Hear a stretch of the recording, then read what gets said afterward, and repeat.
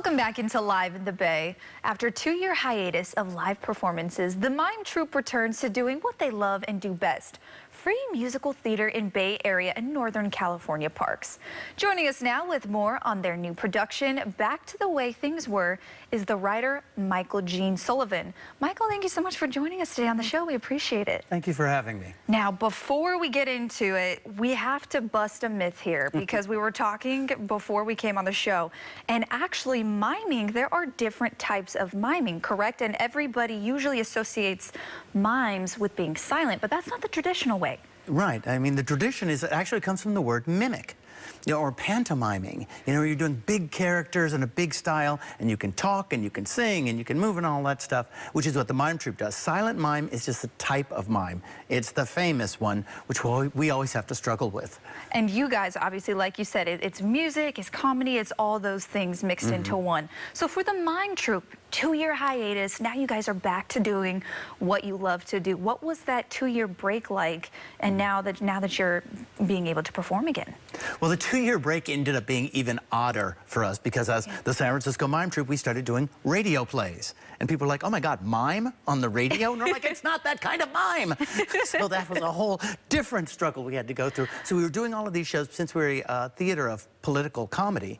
So we were always taking things from the news and current events and trying to twist them and show them in such a way that we can share certain ideas with the audience. And so for 2 years we did radio plays, Tales of the Resistance, all of the things that were going on in the country and through the pandemic and the last administration. And then we did an adaptation of A Christmas Carol called A Red Carol, which we brought in people from Los Angeles and New York and around the country to do as a radio play. But we couldn't wait to get back into the parks to do our free shows. Yeah, I can imagine. What kind of reactions do you get from the audience now knowing that you guys are back in the parks? People can come see you for free. Well, one of the great things about working with the Mime Troupe as an actor, performer, director, anything, is that we have an immediate reaction from the audience. We're doing free shows in the park, so they can come right up to us and say, thank you for still existing. The company has been around for 63 years. We have Obie Awards and Tony Awards and all of these different awards that we've received. We're in history books and all of this, but at the same time, the audience knows how tenuous theater can be, and theaters are shutting down around the country right now. Shows are stopping because of a COVID positive test, and so it's very difficult, but they really appreciate the fact that we are still out there, still bringing them a particular point of view, a particular political analysis using comedy. One of the quotes I use is, I think it was Oscar Wilde, who said, if you're going to tell the people the truth, you better make them laugh or they will kill you. That's what we use. That's a pretty good piece of advice. Now, super happy that the performances are back. Speaking of that, the play performance Back to the Way Things Were, what can audience members and viewers expect if they come to see this performance? Well, it's a musical comedy, but trying to deal with one of the things that can happen when the culture goes through a certain stressor, like, again, the last administration, you know, having an attempted coup, having a pandemic, climate change being really in the news in a way that it wasn't necessarily before. People can think, oh, goodness, now we can finally get back to the way things were.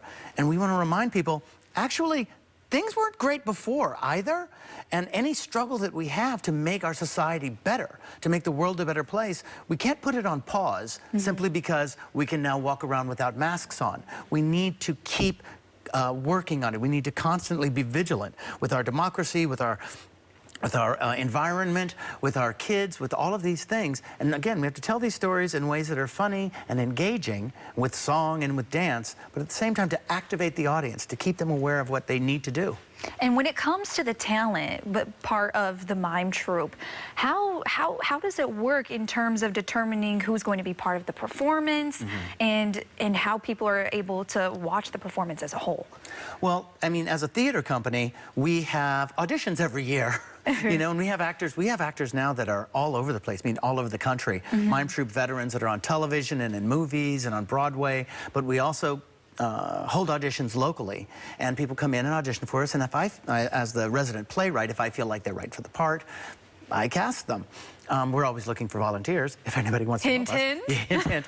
But as for the shows, you can go to our website at sfmt.org, and we have a complete schedule of where we perform, because unlike most theaters that have a building where everybody has to come to that building and pay to see the show, we do our shows for free at a price all members of the working class can afford.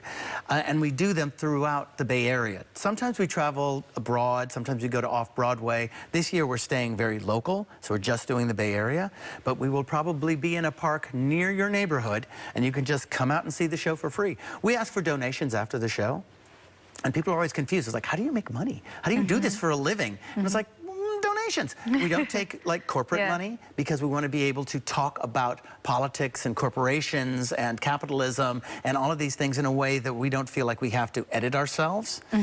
So we rely on our audience.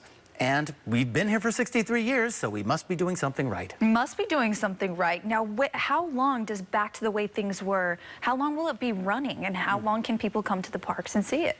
Well, we just opened, and we will run until Labor Day. So every weekend, we will have shows somewhere in the Bay Area, and during the weekdays or weeknights, like Wednesdays, Thursdays, we will have shows at different places inside of theaters, so that audience members can come who are just, some people have come to see the Mime Troupe for decades. I mean, I started watching the Mime Troupe when I was a kid. It was always one of my dreams to be able to work with this company. And now you're living that dream. Yeah, it's amazing. My wife is in the company. She directed this particular show. Valina Brown directed this show. She's a member. We don't have an artistic director. We have a collective of actors and artists, designers, musicians, and she's in that group. So having that chance to kind of work with the company after seeing how important it is was really wonderful. So we will be performing all over, but as I was saying, some people have seen the Mime Troupe for a long time, and they're a little tired of sitting in the park. You know, their backs are like not what they used to be. We need some cushion. We need some cushions. So we are doing an indoor show at the Live Oak Theater at the end of July in Berkeley. They're going to be playing indoors, so those people who want to come and see a Mime Troupe show but want to sit in a chair can come and see that show. It's also free. That's awesome. So it sounds like you have something for everyone. Well, thank you so much, Michael, for joining us on Live in the Bay. We appreciate your time. Well, thank you, Olivia. For a link to learn more, just head to liveinthebay.tv.